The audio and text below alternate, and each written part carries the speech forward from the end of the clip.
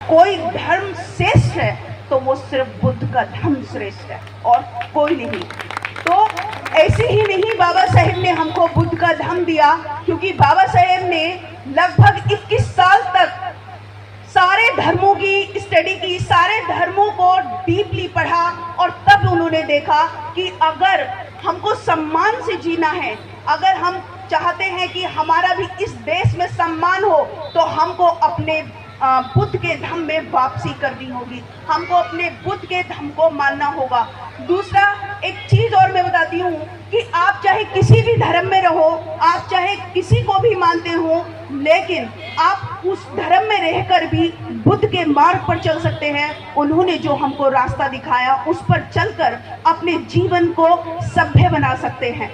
तो हमको अब तथागत बुद्ध के बताए मार्ग पर चलना है। और तथागत बुद्ध ने जो कर्म का सिद्धांत दिया, उन्होंने यही कहा कि आप जैसा कर्म करोगे आपको फल ठीक वैसा ही मिलेगा। दुनिया की कोई ताकत आपको बुरे कर्मों का फल के पनिशमेंट से बचा नहीं सकती। इसलिए आपको अच्छे कर्म करने हैं।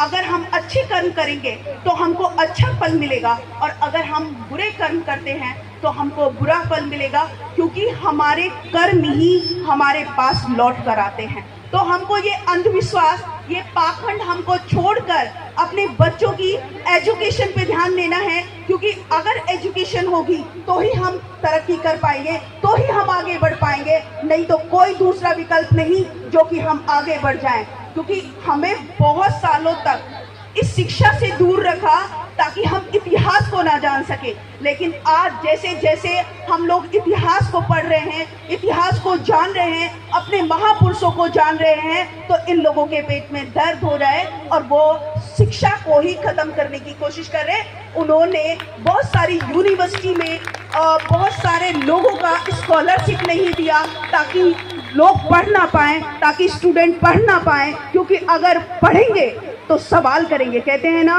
कि शिक्षा सवालों को जन्म देती है, और बाबा साहेब ने कहा कि शिक्षा वो शेरनी का दूध है जो पिएगा वही दहाड़ेगा। इसलिए हमको शिक्षा से पीछे किया जा रहा है।